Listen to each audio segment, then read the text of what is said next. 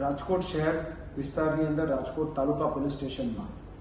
TRP game ઝોનની અંદર જે દુઃખદ ઘટના બની છે તે દુઃખદ ઘટના અન્વયે રાજકોટ તાલુકા પોલીસ સ્ટેશનમાં આઈપીસી 304, 308 તથા અન્ય સુસંગત કલમો હેઠળ ગુનો દાખલ થયેલો છે,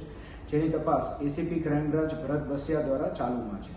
અત્યાર સુધીમાં આ ગુનાની અંદર ટોટલ 5 આરોપીની ધરપકડ થયેલી છે, જેમાં ટીઆરપી ગેમ ઝોનના જે મુખ્ય માલિક છે તે ધવલ કોર્પોરેશનના પ્રોપ્રાઇટર ધવલ ઠક્કર, તે ઉપરાંત અન્ય પાર્ટનર્સની અંદર યુવરાજસિંહ સોલંકી, રાહુલ રાઠોડ, જમીનના માલિક કીર્તિસિંહ જાડેજા તથા ત્યાંના મેનેજર નીતિન જૈનની ધરપકડ થઈ ચૂકેલ છે અને તેઓના રિમાન્ડ પણ મેળવવામાં આવેલા છે.